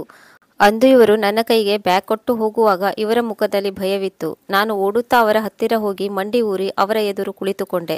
ಅವರು ನಿಧಾನಕ್ಕೆ ನನ್ನ ಕಡೆ ನೋಡುತ್ತಾ ನನ್ನನ್ನು ಗುರುತಿಸಲು ಪ್ರಯತ್ನಿಸುತ್ತಿದ್ದರು. ಈಗ ಅವರ ಕಣ್ಣುಗಳಲ್ಲಿ ಹೊಳಪು ಕಾಣಿಸುತ್ತಿತ್ತು. ಅವರು ಆ ಸಮಯವನ್ನು ನೆನಪು ಮಾಡಿಕೊಂಡು ನೀನು ಎನ್ನುವ ಉದ್ಗಾರ ತೆಗೆದರು. ಹೌದು, ನಾನೇ. ಆ ದಿನಗಳಲ್ಲಿ ಪಕೋಡ ಮಾರಾಟ ಮಾಡುತ್ತಿದ್ದೆ. ನಿಮಗೆ ನೆನಪಿದೆಯಾ? ನೀವು ನನ್ನ ಹತ್ತಿರ ಇಟ್ಟುಕೊಳ್ಳುವಂತೆ ಹೇಳಿ ಒಂದು ಬ್ಯಾಗ್ ಕೊಟ್ಟಿದ್ದೀರಿ. ಇದನ್ನು ಕೇಳುತ್ತಿದ್ದಂತೆ ಅವರ ಮುಖದಲ್ಲಿ ಒಂದು ರೀತಿಯ ಸಮಾಧಾನದ ನಗು ಮೂಡಿತು. ಅವರು ಹೇಳಿದರು, ಆ ಬ್ಯಾಗನ್ನು ನೀನು ಇಲ್ಲಿಯವರೆಗೆ ಸುರಕ್ಷಿತವಾಗಿ ಇಟ್ಟುಕೊಂಡಿದ್ದೀಯಾ? ನಾನು ಹೌದು ಎನ್ನುವಂತೆ ತಲೆಯಾಡಿಸಿದೆ. ಅವರ ಕಣ್ಣಿನಲ್ಲಿ ನೀರು ಬಂದಿತ್ತು. ಹೌದು ಮೇಡಮ್, ನಾನು ಅದನ್ನು ಇಲ್ಲಿಯವರೆಗೆ ತೆರೆದು ನೋಡಿಲ್ಲ. ನೀವು ಒಂದಲ್ಲ ಒಂದು ದಿನ ಬಂದು ತೆಗೆದುಕೊಂಡು ಹೋಗುತ್ತೀರಿ ಎಂದು ಕಾಯುತ್ತಾ ಇದ್ದೆ. ಅವರ ಹಳೆಯ ನೆನಪಿನಲ್ಲಿ ನೋವಿತ್ತು. ಅವರು ಮೆಲ್ಲನೆ ಹೇಳಿದರು, ನನ್ನ ಜೀವನ ಬದಲಾಗಿದೆ. ಜನಾರ್ದನ್ ನನ್ನನ್ನು ಬಿಟ್ಟು ಬಿಟ್ಟರು. ನನ್ನ ಹತ್ತಿರ ಇರುವ ಎಲ್ಲವನ್ನೂ ಕಿತ್ತುಕೊಂಡರು. ಈಗ ನನ್ನ ಹತ್ತಿರ ಏನೂ ಇಲ್ಲ. ನಾನು ಕೇಳಿದೆ, ಏಕೆ ಹೀಗಾಯಿತು? ಅವರು ತಲೆಯಾಡಿಸಿದರು. ನಿನ್ನ ಹತ್ತಿರ ಕೊಟ್ಟಿರುವ ಆ ಬ್ಯಾಗ್ ನನ್ನ ಕೊನೆಯ ಭರವಸೆಯಾಗಿತ್ತು. ಆದರೆ ಅದನ್ನು ತೆಗೆದುಕೊಂಡು ಹೋಗಲು ಬರಲಾಗಲಿಲ್ಲ. ಜನಾರ್ದನ್ ನಿನಗೆ ಗೊತ್ತಾಗಿತ್ತು ಬ್ಯಾಗ್ ನನ್ನ ಬಳಿ ಇದೆ ಎಂದು. ಅವನು ನನ್ನಿಂದ ಎಲ್ಲವನ್ನೂ ಕಿತ್ತುಕೊಂಡನು. ನಾನು ಈಗ ಬೇರೆಯವರನ್ನು ಅವಲಂಬಿಸುವಂತಾಗಿದೆ ಮತ್ತು ಬೀದಿಗೆ ಬಂದಿದ್ದೇನೆ. ಯಾರೂ ನನ್ನನ್ನು ಗುರುತಿಸುವುದಿಲ್ಲ. ನಾನು ವಿಧಿಯ ಆಟವನ್ನು ನೋಡಿ ದಂಗಾಗಿ ಹೋದೆ. ಒಂದು ಕ್ಷಣವೂ ನನಗೆ ಅಲ್ಲಿ ನಿಂತುಕೊಳ್ಳಲು ಆಗಲಿಲ್ಲ. ನಾನು ಅವರಿಗೆ ಹೇಳಿದೆ, ಮೇಡಮ್, ನನ್ನ ಜೊತೆ ಬನ್ನಿ, ನಾನು ನಿಮ್ಮ ಆಸ್ತಿಯನ್ನು ವಾಪಸ್ ಕೊಡುತ್ತೇನೆ. ಅವರು ಸೋತ ಧ್ವನಿಯಲ್ಲಿ ಹೇಳಿದರು, ಈಗ ಯಾವ ಆಸ್ತಿ ಮಗ? ಎಲ್ಲವೂ ಕಳೆದುಕೊಂಡಿದ್ದೇನೆ. ನಾನು ಅವರಿಗೆ ಹೆಚ್ಚು ಪ್ರಶ್ನಿಸಲಿಲ್ಲ. ನಿಮ್ಮ ಆಸ್ತಿ ಏನಿದೆ ಅದನ್ನು ನಾನು ನಿಮಗೆ ವಾಪಸ್ ಕೊಡಿಸುತ್ತೇನೆ. ಏನಾಗುತ್ತದೆಯೋ ಆಗಲಿ. ನಾನು ಅವರನ್ನು ಗಾಡಿಯಲ್ಲಿ ಕೂರಿಸಿಕೊಂಡು ಮನೆಗೆ ಕರೆದುಕೊಂಡು ಬಂದೆ. ಅವರು ಸುಮ್ಮನೆ ಕುಳಿತಿದ್ದರು. ನಾನು ಬೇಗನೆ ಕಬೋರ್ಡ್ ತೆಗೆದು ಬ್ಯಾಗ್ ಹೊರ ತೆಗೆದೆ. ಅದು ನನ್ನ ಜೀವನದ ಒಂದು ಭಾಗವೇ ಆಗಿ ಹೋಗಿತ್ತು. ನನ್ನ ಕೈ ನಡುಗುತ್ತಿತ್ತು. ನಾನು ಧೂಳು ಹಿಡಿದ ಕಪ್ಪು ಬಣ್ಣದ ಬ್ಯಾಗ್ ಅವರ ಕೈಗೆ ಕೊಡುತ್ತಾ ಹೇಳಿದೆ, ತೆಗೆದುಕೊಳ್ಳಿ ಮೇಡಮ್, ನಿಮ್ಮ ಆಸ್ತಿ. ಅವರು ತುಂಬ ವರ್ಷಗಳಿಂದ ಕಳೆದು ಹೋದ ವಸ್ತು ಪುನಃ ಸಿಕ್ಕಿದವರಂತೆ ನೋಡುತ್ತಿದ್ದರು. ಅವರು ನನ್ನ ಕಡೆ ನೋಡಿದರೂ ಅವರ ಕಣ್ಣಿನಲ್ಲಿ ಒಂದು ರೀತಿಯ ವಿಚಿತ್ರ ಬೆಳಕಿತ್ತು. ಅವರು, ಇದನ್ನು ಒಮ್ಮೆ ತೆರೆದು ನೋಡು ಮಗನೇ ಎಂದು ಹೇಳಿದರು. ನನ್ನ ಕೈ ಕಂಪಿಸುತ್ತಿತ್ತು. ನಾನು ಬ್ಯಾಗಿನ ಜಿಪ್ಪನ್ನು ತೆರೆದು ಬ್ಯಾಗನ್ನು ಓಪನ್ ಮಾಡಿದೆ. ನನ್ನ ಶರೀರದಲ್ಲಿ ಒಂದು ರೀತಿಯ ತಣ್ಣನೆಯ ಅನುಭವ ಆಯಿತು. ನಾನು ಇಷ್ಟು ವರ್ಷದಿಂದ ಕಾಪಾಡಿಕೊಂಡು ಬಂದಿರುವ ಆಸ್ತಿ ನನ್ನೆದುರೇ ತೆರೆದುಕೊಳ್ಳುತ್ತಿತ್ತು. ಹಾಗೆ ನಾನು ಬ್ಯಾಗಿನ ಒಳಗೆ ಏನಿದೆ ಎಂದು ನೋಡಿದೆ. ನನ್ನ ಹೃದಯ ಬಡಿದುಕೊಳ್ಳುತ್ತಿತ್ತು. ಬ್ಯಾಗಿನ ಒಳಗೆ ಹಳೆಯ ಕಾಗದ ಪತ್ರಗಳಿದ್ದವು. ಅವು ಕೆಟ್ಟ ಸ್ಥಿತಿಯಲ್ಲಿ ಇದ್ದವು. ಅದರಲ್ಲಿ ಒಂದು ಚಿಕ್ಕ ಬಾಕ್ಸ್ ಇತ್ತು. ಆ ಬಾಕ್ಸಿನಲ್ಲಿ ಹಳೆಯ ರಕ್ತದ ಕಲೆಯ ಒಂದು ಬಟ್ಟೆ ಇತ್ತು. ಅದನ್ನು ನೋಡಿ ನನ್ನ ಉಸಿರು ನಿಂತು ಹೋದಂತಾಯಿತು. ನಾನು ಗಾಬರಿಯಿಂದ ಕೇಳಿದೆ, ಇದೇನಿದು? ಜನಾರ್ದನ್ ಅವರ ಪತ್ನಿ ಸುಮ್ಮನೆ ಕುಳಿತಿದ್ದರು. ಅವರ ಮನಸ್ಸು ದೂರದಲ್ಲಿ ಎಲ್ಲೋ ಕಳೆದು ಹೋಗಿತ್ತು. ಅವರು ನಿಧಾನಕ್ಕೆ ತಲೆ ಎತ್ತಿದರು. ಅವರ ಕಣ್ಣುಗಳಲ್ಲಿ ನಾನು ಎಂದೂ ನೋಡದ ನೋವಿತ್ತು. ಇದು ನನ್ನ ಮಗನ ಕೊಲೆ. ಇದನ್ನು ಕೇಳಿ ನನ್ನ ಹೃದಯ ನಿಂತು ಹೋಯಿತು. ನಾನು ಆಶ್ಚರ್ಯದಿಂದ, ನಿಮ್ಮ ಮಗ? ಆದರೆ ಜನಾರ್ದನ್ ಅವರಿಗೆ ಯಾವುದೇ ಮಗ ಇರಲಿಲ್ಲ. ಅವರು ದೀರ್ಘವಾದ ಉಸಿರು ತೆಗೆದುಕೊಂಡು ಹೇಳಿದರು, ಇಲ್ಲ, ಇದರ ನಿಜ ಸಂಗತಿ ಏನು ಎನ್ನುವುದು ಈ ಸಮಾಜಕ್ಕೆ ಗೊತ್ತಿಲ್ಲ. ಜನಾರ್ದನ್ ನನ್ನ ಕರುಳಿನ ಕುಡಿಯನ್ನು ಕೊಂದು ಹಾಕಿದ್ದಾನೆ. ಇದನ್ನು ಕೇಳಿ ನನ್ನ ಪೂರ್ತಿ ಶರೀರ ನಡುಗಿ ಹೋಯಿತು. ಏನು? ನಾನು ಪ್ರಯಾಸಪಟ್ಟು ಕೇಳಿದೆ. ಅವರು ನಡುಗುವ ಕೈಯಿಂದ ಬ್ಯಾಗಿನಿಂದ ಹಳೆಯ ಪೇಪರ್ಗಳನ್ನು ತೆಗೆದು ನನ್ನ ಕೈಗೆ ಕೊಟ್ಟರು. ನಾನು ಅದನ್ನು ಓದಲು ಶುರು ಮಾಡಿದೆ. ಅದು ಹಳೆಯ ಮೆಡಿಕಲ್ ರಿಪೋರ್ಟ್ ಆಗಿತ್ತು. ಅದರಲ್ಲಿ ಮಗು ಹುಟ್ಟಿರುವ ಬಗ್ಗೆ ಬರೆಯಲಾಗಿತ್ತು. ಆದರೆ ಅದರಲ್ಲಿ ಮಗುವಿನ ಹೆಸರು ನಾಪತ್ತೆಯಾಗಿತ್ತು. ಅವರು ಇನ್ನೊಂದು ಕಾಗದವನ್ನು ತೆರೆದರು. ಅದು ನೋಡಿದರೆ ಗೊತ್ತಾಗುತ್ತಿತ್ತು, ಪೊಲೀಸ್ ರಿಪೋರ್ಟ್ ಎಂದು. ಅವರು ಹೇಳಿದರು, ಇದು ನನ್ನ ಮಗನ ಕೊಲೆಯ ರಿಪೋರ್ಟ್. ಜನಾರ್ದನ್ ತನ್ನ ಶಿಫಾರಸ್ಸಿನಿಂದ ಇದನ್ನು ಮುಚ್ಚಿ ಹಾಕಿದ್ದಾನೆ. ನಾನು ಸುಧಾರಿಸಿಕೊಂಡು ಕೇಳಿದೆ, ಇದೆಲ್ಲ ಹೇಗೆ ನಡೆಯಿತು? ಮೇಡಮ್, ಎಲ್ಲವನ್ನೂ ನನಗೆ ವಿವರಿಸಿ ಹೇಳಿ. ನಾನು ತಿಳಿದುಕೊಳ್ಳಲು ಬಯಸುತ್ತೇನೆ. ಇದನ್ನು ಕೇಳಿ ಅವರು ಕೆಲವು ವರ್ಷಗಳ ಹಿಂದಕ್ಕೆ ಹೋದರು. ನಾನು ಒಬ್ಬಳು ಶ್ರೀಮಂತ ಮನೆತನದ ಮಗಳು. ನನ್ನ ತಂದೆಯ ದೇಹಾಂತ್ಯವಾದ ನಂತರ ನನ್ನ ಗಂಡನೊಂದಿಗೆ ಸುಖವಾಗಿ ಜೀವನ ನಡೆಸುತ್ತಿದ್ದೆ. ನನ್ನ ಗಂಡ ಒಬ್ಬರು ಜವಾಬ್ದಾರಿಯುತ ಒಳ್ಳೆಯ ವ್ಯಕ್ತಿಯಾಗಿದ್ದರು. ಅವರು ನನ್ನನ್ನು ತುಂಬ ಪ್ರೀತಿಸುತ್ತಿದ್ದರು. ಆದರೆ ವಿಧಿ ಬರಹವೇ ಬೇರೆ ಇತ್ತು. ನನ್ನ ಗಂಡ ರೋಡ್ ಆಕ್ಸಿಡೆಂಟ್ನಲ್ಲಿ ತೀರಿಕೊಂಡರು. ಆಗ ನಾನು ನನ್ನ ಚಿಕ್ಕ ಮಗುವಿನೊಂದಿಗೆ ಇರುತ್ತಿದ್ದೆ. ಅದನ್ನು ನನ್ನ ಜೀವಕ್ಕಿಂತಲೂ ಹೆಚ್ಚಾಗಿ ನೋಡಿಕೊಳ್ಳುತ್ತಿದ್ದೆ. ನನ್ನ ಗಂಡ ತಮ್ಮ ಎಲ್ಲ ಆಸ್ತಿಯನ್ನು ನಮ್ಮ ಮಗನ ಹೆಸರಿಗೆ ಬರೆದಿದ್ದರು. ನನ್ನ ಮಗ ದೊಡ್ಡವನಾಗುವವರೆಗೂ ಈ ಪೂರ್ತಿ ಆಸ್ತಿಯನ್ನು ನಾನು ನೋಡಿಕೊಳ್ಳಬೇಕಿತ್ತು. ಆ ಸಮಯದಲ್ಲಿ ಜನಾರ್ದನ್ ನನ್ನ ಜೀವನದಲ್ಲಿ ಪ್ರವೇಶಿಸಿದರು. ಅವರು ನನ್ನ ಕಷ್ಟದ ಕಾಲದಲ್ಲಿ ನನಗೆ ನೆರವಾದರು. ಅವರು ನನ್ನ ಅಸಹಾಯಕತೆಯನ್ನು ಬಳಸಿಕೊಂಡರು. ನನ್ನಿಂದ ಗೌರವ, ಪ್ರೀತಿ, ವಿಶ್ವಾಸ ಗಳಿಸಲು ಪ್ರಯತ್ನಿಸಿದರು. ಆದರೆ ಅವರ ಉದ್ದೇಶ ನನ್ನ ಪ್ರೀತಿ ಗಳಿಸುವುದಾಗಿರಲಿಲ್ಲ. ಅವರಿಗೆ ಬೇಕಿರುವುದು ನನ್ನ ಸಂಪತ್ತು. ಅವರು ನನ್ನನ್ನು ಮದುವೆ ಮಾಡಿಕೊಂಡರು. ಅವರು ನನ್ನ ಹೃದಯದಲ್ಲ, ಬದಲಿಗೆ ನನ್ನ ಬ್ಯಾಂಕ್ ಅಕೌಂಟಿನ ಮಾಲೀಕರಾಗಲು ಬಯಸಿದ್ದರು. ಮೊದಮೊದಲು ಎಲ್ಲವೂ ಚೆನ್ನಾಗಿ ಇತ್ತು. ಅವರು ನನ್ನ ಬಗ್ಗೆ ತುಂಬ ಕಾಳಜಿ ತೆಗೆದುಕೊಂಡರು. ನನ್ನ ದುಃಖವನ್ನು ಕಡಿಮೆ ಮಾಡಿದರು. ಅವರು ನನ್ನನ್ನು ತಮ್ಮ ಕಡೆಗೆ ಸೆಳೆದುಕೊಳ್ಳಲು ಈ ಎಲ್ಲ ನಾಟಕ ಮಾಡುತ್ತಿದ್ದರು. ಆದರೆ ಆ ದಿನ ಈ ಸಂಪತ್ತು ನನ್ನ ಮಗನ ಹೆಸರಿನಲ್ಲಿದೆ ಎನ್ನುವುದು ಗೊತ್ತಾದಾಗ ಅವನ ನಿಜವಾದ ಬಣ್ಣ ಬಯಲಾಯಿತು. ಒಂದು ಕ್ಷಣದಲ್ಲಿ ಅವನು ಬದಲಾದನು. ಕಣ್ಣಿನಲ್ಲಿದ್ದ ಪ್ರೀತಿ ಒಂದೇ ಕ್ಷಣದಲ್ಲಿ ಸತ್ತು ಹೋಗಿತ್ತು. ಅವನ ಕಣ್ಣಿನಲ್ಲಿ ಪ್ರೀತಿ ಇರಲಿಲ್ಲ, ಬದಲಾಗಿ ಆಸೆ ತುಂಬಿತ್ತು, ಕೋಪ ಇತ್ತು. ಮೊದಲ ದಿನದಿಂದಲೇ ಜನಾರ್ದನ್ ನನ್ನ ಮಗನನ್ನು ಪ್ರೀತಿಸುತ್ತಿರಲಿಲ್ಲ. ನಾನಂದುಕೊಂಡಿದ್ದೆ ಸಮಯದ ಜೊತೆ ಅವರು ಬದಲಾಗುತ್ತಾರೆ ಎಂದು. ಅವರು ನನ್ನ ಸಂಪತ್ತಿನ ಬಗ್ಗೆ ವಕೀಲರಿಂದ ಎಲ್ಲವನ್ನೂ ತಿಳಿದುಕೊಂಡಿದ್ದರು. ಅವರ ನಡವಳಿಕೆ ಬದಲಾಯಿತು. ಏನಿದು, ಎಲ್ಲ ಸಂಪತ್ತು ನಿನ್ನ ಮಗನ ಹೆಸರಿನಲ್ಲಿದೆ? ಅವರು ಸತ್ಯವನ್ನು ತಿಳಿದುಕೊಳ್ಳಲು ನನ್ನ ಬಳಿ ಕೇಳಿದರು. ನಾನು ಮೆಲ್ಲ ಧ್ವನಿಯಲ್ಲಿ ಹೇಳಿದೆ, ಹೌದು, ಇದು ನನ್ನ ಗಂಡನ ಕೊನೆ ಆಸೆಯಾಗಿತ್ತು. ನಾನು ಅವನ ಹಕ್ಕನ್ನು ಅವನಿಗೆ ಕೊಡಲು ಹಿಂದೇಟು ಹಾಕುವುದಿಲ್ಲ. ಆಗ ಜನಾರ್ದನ್ ಅವರ ಮುಖದಲ್ಲಿ ನೋಡಿರುವ ಕೋಪವನ್ನು ನಾನು ಎಂದಿಗೂ ಮರೆಯಲು ಸಾಧ್ಯವಿಲ್ಲ. ಅಂದೇ ನನಗೆ ಗೊತ್ತಾಗಿತ್ತು, ನನ್ನ ಮಗನ ಜೀವ ಅಪಾಯದಲ್ಲಿದೆ ಎಂದು. ಒಂದು ದಿನ ನನ್ನ ಮಗ ನನ್ನ ಮಡಿಲಲ್ಲಿ ಮಲಗಿ ನಿದ್ದೆ ಮಾಡುತ್ತಿದ್ದ. ಆಗ ನಿಧಾನಕ್ಕೆ ಬಾಗಿಲು ತೆರೆದು ಜನಾರ್ದನ್ ಒಳಗೆ ಬಂದರು. ಅವರ ಕಣ್ಣಿನಲ್ಲಿ ಕರುಣೆ ಇರಲಿಲ್ಲ. ಈ ಮಗು ಬದುಕಿದ್ದರೆ ಎಲ್ಲವೂ ನಾಶವಾಗಿ ಹೋಗುತ್ತದೆ. ಇದನ್ನು ಕೇಳಿ ನನ್ನ ಕರಳು ಕಿತ್ತು ಬಂದಂತಾಯಿತು. ಜನಾರ್ದನ್, ಏನು ಮಾಡಲು ಹೊರಟಿದ್ದೀರಿ? ನಾನು ಬೆಚ್ಚಿ ಬಿದ್ದು ಕೇಳಿದೆ. ಅವರು ನನ್ನ ಮಗುವನ್ನು ನನ್ನಿಂದ ಕಿತ್ತುಕೊಂಡರು. ನನ್ನ ಜೀವನವೇ ನಾಶವಾಗಿ ಹೋಗಿತ್ತು. ಮರುದಿನ ಬೆಳಗ್ಗೆ ಜನಾರ್ದನ್ ನನ್ನ ಬಳಿ ಬಂದರು. ಅವರ ಮುಖ ಶಾಂತವಾಗಿದ್ದು ಅಲ್ಲಿ ಯಾವ ಭಾವನೆಗಳೂ ಇರಲಿಲ್ಲ. ನಿನ್ನ ಮಗ ಸತ್ತಿದ್ದಾನೆ. ಈ ಮಾತನ್ನು ಅವರು ಸಾಮಾನ್ಯ ಎನ್ನುವಂತೆ ಹೇಳಿದರು. ಇದನ್ನು ಕೇಳಿ ನನ್ನ ಕಣ್ಣೆದುರು ಕತ್ತಲು ಆವರಿಸಿತು. ನಾನು ತಲೆಯನ್ನು ಬಾಗಿಲಿಗೆ ಬಡಿದುಕೊಳ್ಳುತ್ತಿದ್ದೆ. ಅವನು ನಾನೊಂದು ತಮಾಷೆಯ ವಸ್ತು ಎನ್ನುವಂತೆ ನೋಡುತ್ತಾ ನಿಂತಿದ್ದನು. ನಾನು ಎಲ್ಲವನ್ನೂ ಕಳೆದುಕೊಂಡಿದ್ದೇನೆ ಎನ್ನುವುದು ನನಗೆ ಗೊತ್ತಾಗಿತ್ತು. ಆದರೆ ಒಂದು ಮಾತ್ರ ಬಾಕಿ ಇತ್ತು. ಈಗ ನನ್ನ ಜೀವನ ಮುಗಿದು ಹೋಗಿದೆ. ಆದರೆ ನಾನು ಜನಾರ್ದನನಿಗೆ ಶಿಕ್ಷೆ ಕೊಡಿಸಲು ಬಯಸಿದ್ದೆ. ನಾನು ನನ್ನಲ್ಲಿರುವ ಶಕ್ತಿಯನ್ನೆಲ್ಲ ಒಗ್ಗೂಡಿಸಿದೆ. ನನ್ನ ಮಗನ ಬರ್ತ್ ಸರ್ಟಿಫಿಕೇಟ್, ನನ್ನ ಮಗನ ಹೆಸರಿನಲ್ಲಿರುವ ಆಸ್ತಿಯ ದಾಖಲೆಗಳನ್ನು ಒಂದು ಬ್ಯಾಗಿನಲ್ಲಿ ತುಂಬಿಕೊಂಡೆ. ಇದೇ ಆ ಬ್ಯಾಗ್. ನನಗೆ ಗೊತ್ತಿತ್ತು, ಜನಾರ್ದನ್ ನನ್ನ ಮೇಲೂ ಕೈ ಮಾಡುತ್ತಾನೆ, ನನ್ನನ್ನು ಉಳಿಸುವುದಿಲ್ಲ. ಹೀಗಾಗಿ ಈ ಬ್ಯಾಗನ್ನು ನಾನು ಬಚ್ಚಿಟ್ಟಿದ್ದೆ ಮತ್ತು ನಾನು ಜೀವ ಉಳಿಸಿಕೊಳ್ಳಲು ಅಲ್ಲಿಂದ ಓಡಿ ಹೋದೆ. ನನಗೆ ಒಬ್ಬ ಅಪರಿಚಿತನ ಮೇಲೆ ನಂಬಿಕೆ ಇತ್ತು. ನಾನು ನಿನ್ನನ್ನು ನೋಡಿದ ಪ್ರಕಾರ ನೀನು ಒಬ್ಬ ಸಾಮಾನ್ಯ ಪ್ರಾಮಾಣಿಕ ವ್ಯಕ್ತಿಯಾಗಿದ್ದೆ. ನೀನು ದಿನದ ಊಟಕ್ಕಾಗಿ ಹಗಲು ರಾತ್ರಿ ಪ್ರಾಮಾಣಿಕವಾಗಿ ದುಡಿಯುತ್ತಿದ್ದೆ. ನಾನು ನಿನ್ನ ಮೇಲೆ ನಂಬಿಕೆ ಇಟ್ಟು ಬ್ಯಾಗನ್ನು ಕೊಟ್ಟೆ ಮತ್ತು ಇದು ನನ್ನ ಜೀವಕ್ಕಿಂತ ಹೆಚ್ಚಾಗಿ ಇದನ್ನು ರಕ್ಷಿಸಿ ಇಟ್ಟಿರುವೆ. ನಾನು ಬೇಗನೆ ಬಂದು ತೆಗೆದುಕೊಂಡು ಹೋಗುತ್ತೇನೆ ಎಂದು ಹೇಳಿದ್ದೆ. ಆದರೆ ನಾನು ನಾಪತ್ತೆಯಾದೆ, ಏಕೆಂದರೆ ಜನಾರ್ದನ್ ನನ್ನ ಜೀವಕ್ಕೆ ಅಪಾಯ ಮಾಡುತ್ತಾನೆ ಎಂದು. ನಾನು ಇದನ್ನು ತೆಗೆದುಕೊಂಡು ಹೋಗಲು ಬಂದಾಗ ತುಂಬ ತಡವಾಗಿತ್ತು. ಈಗ ನಾನು ಫುಟ್ಪಾತಿನಲ್ಲಿ ಒಂದು ಹೊತ್ತಿನ ಊಟಕ್ಕಾಗಿ ಅಲೆದಾಡುತ್ತಿದ್ದೇನೆ. ಆದರೆ ಅಲ್ಲಿ ಜನಾರ್ದನ್ ಸಂಪತ್ತಿನ ಅಮಲಿನಲ್ಲಿ, ಅಧಿಕಾರದ ಅಹಂಕಾರದಲ್ಲಿ ಯಶಸ್ವಿ ವ್ಯಕ್ತಿಯಾಗಿ ಮೆರೆಯುತ್ತಿದ್ದಾನೆ. ಆದರೆ ಈಗ ಎಲ್ಲವನ್ನೂ ಬದಲಾಯಿಸುತ್ತೇನೆ. ನೀನು ನನ್ನ ಆಸ್ತಿಯನ್ನು ಸುರಕ್ಷಿತವಾಗಿ ಇಟ್ಟುಕೊಂಡಿದ್ದೀಯಾ? ಈಗ ಸಮಯ ಬಂದಿದೆ. ಜನಾರ್ದನ್ ಪ್ರತಿಯೊಂದು ತಪ್ಪಿಗೆ ಶಿಕ್ಷೆ ಅನುಭವಿಸಲೇಬೇಕು. ನನ್ನ ಹೃದಯ ಜೋರಾಗಿ ಬಡಿದುಕೊಳ್ಳುತ್ತಿತ್ತು. ಅವರು ಮುಂದುವರೆದು ಹೇಳಿದರು, ನಾನು ಬ್ಯಾಗನ್ನು ಬಚ್ಚಿಟ್ಟುಕೊಂಡ ದಿನವೇ ರಕ್ತದ ಕಲೆಯ ಬಟ್ಟೆಯನ್ನು ನೋಡಿದ್ದೆ. ನಾನು ಈ ರಕ್ತದ ಕಲೆಯ ಬಟ್ಟೆಯನ್ನು ಇಟ್ಟುಕೊಂಡಿದ್ದೆ ಏಕೆಂದರೆ ನಾನು ಬದುಕಿದ್ದರೆ ಈ ಸತ್ಯವನ್ನು ಜಗತ್ತಿಗೆ ತಿಳಿಸಬಹುದು ಎಂದು. ಆಗ ನಾನು ಅವರಿಗೆ ಕೇಳಿದೆ, ನೀವು ಈ ಬ್ಯಾಗನ್ನು ನನ್ನ ಬಳಿ ಕೊಟ್ಟು ಏಕೆ ಹೋದ್ರಿ? ಆಗ ಅವರು ಹೇಳಿದರು, ಏಕೆಂದರೆ ಜನಾರ್ದನನಿಗೆ ನನ್ನ ಬಳಿ ಸಾಕ್ಷಿ ಇರುವುದು ಗೊತ್ತಾಗಿ ಅವನು ನನ್ನನ್ನು ಕೊಲ್ಲಲು ಬಂದಿದ್ದನು. ನಾನು ಈ ಬ್ಯಾಗನ್ನು ಹೇಗೋ ಮಾಡಿ ತೆಗೆದುಕೊಂಡು ಬಂದು ನಿನ್ನ ಹತ್ತಿರ ಕೊಟ್ಟೆ. ನನಗೆ ಗೊತ್ತಿತ್ತು ನೀನೊಬ್ಬ ಪ್ರಾಮಾಣಿಕ ವ್ಯಕ್ತಿ, ನಿನ್ನ ಬಳಿ ಕೊಟ್ಟರೆ ಇದು ಸುರಕ್ಷಿತವಾಗಿರುತ್ತದೆ ಎಂದು. ನಾನು ನಂಬಿದ್ದೆ ಮತ್ತು ನನ್ನನ್ನು ನಾನು ರಕ್ಷಿಸಿಕೊಳ್ಳಲು ಓಡಿದೆ.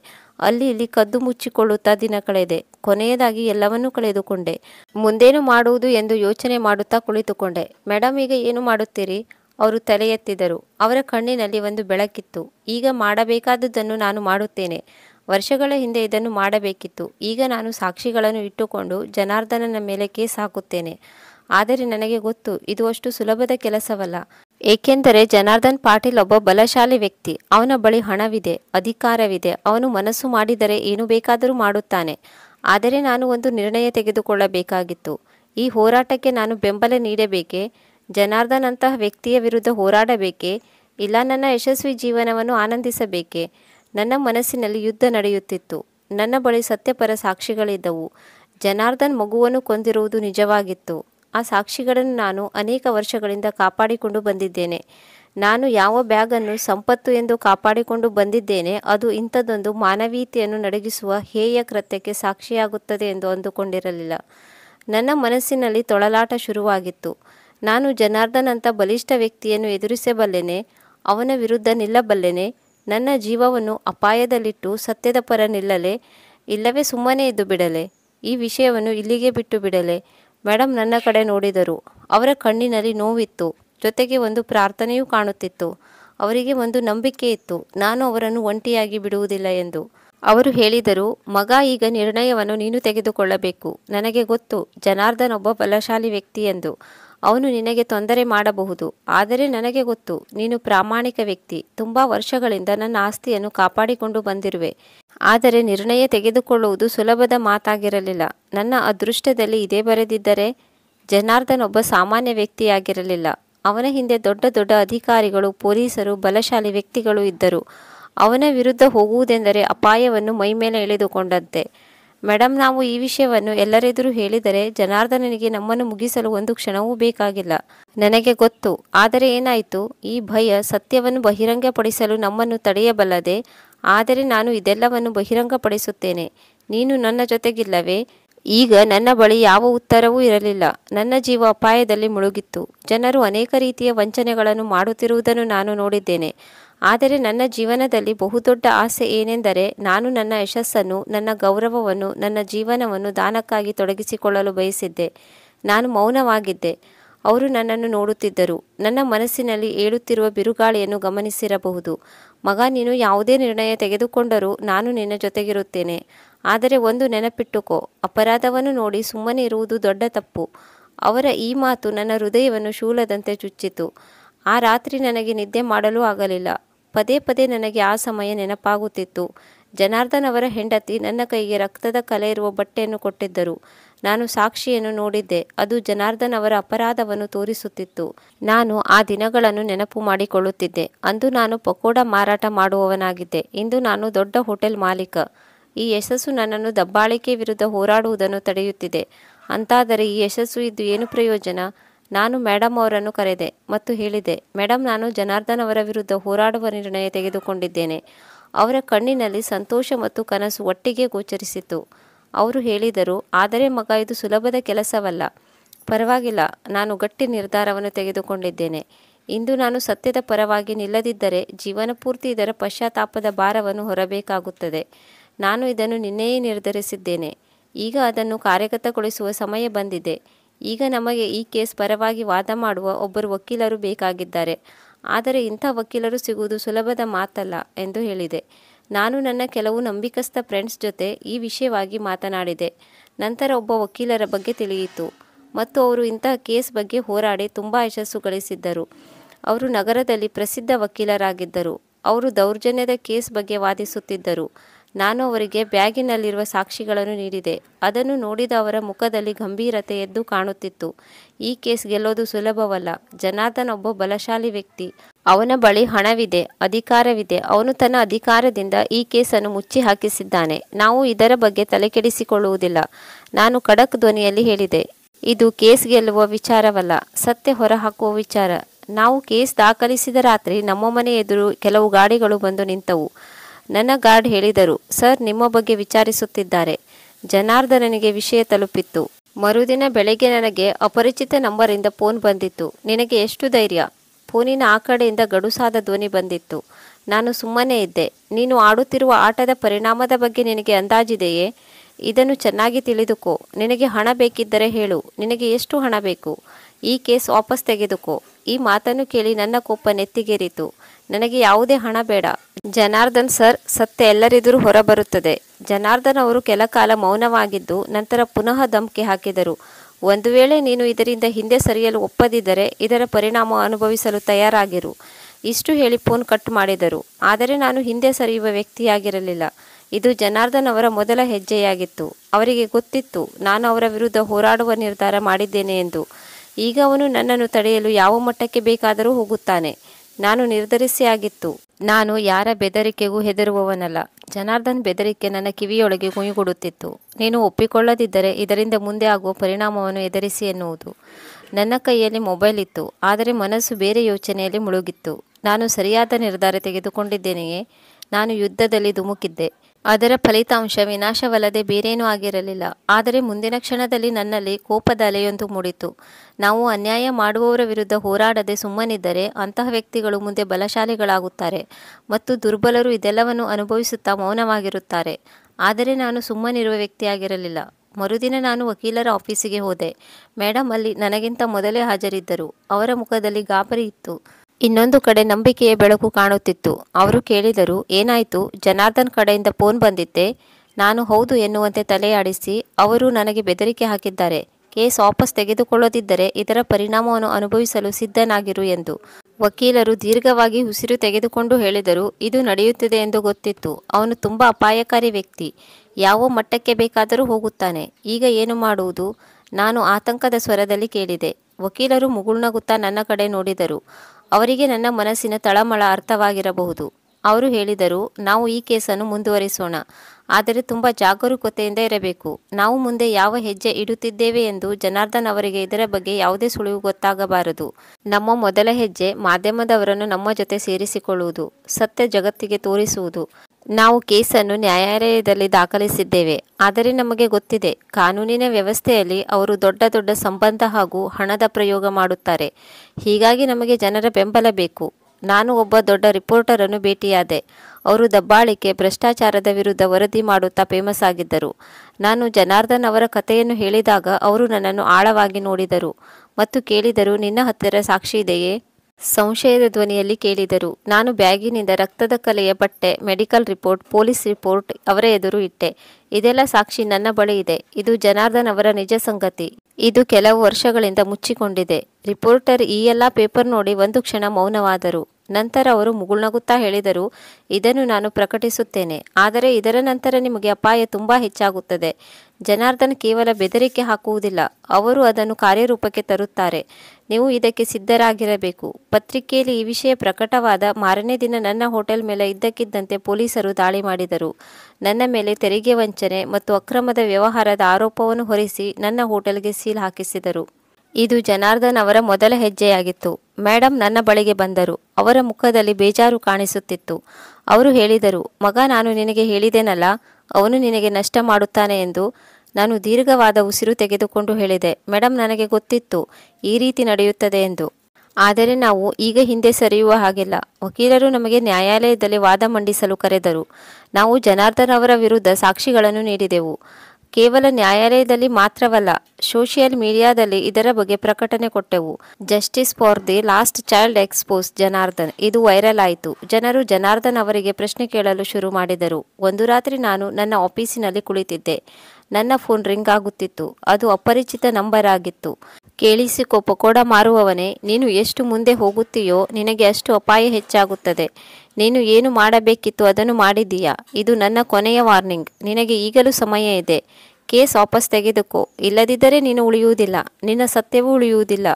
ನಾನು ಫೋನ್ ಸ್ವಿಚ್ ಆಫ್ ಮಾಡಿದೆ. ನನ್ನ ಹೃದಯ ಜೋರಾಗಿ ಬಡಿದುಕೊಳ್ಳುತ್ತಿತ್ತು. ಇದು ಒಂದು ಕೇವಲ ಬೆದರಿಕೆ ಆಗಿರಲಿಲ್ಲ, ಮುಂದಿನ ಹೋರಾಟದ ಘೋಷಣೆಯಾಗಿತ್ತು. ಮರುದಿನ ನಾನು ಹೋಟೆಲ್ ಹೊರಗಡೆ ನಿಂತಿದ್ದೆ.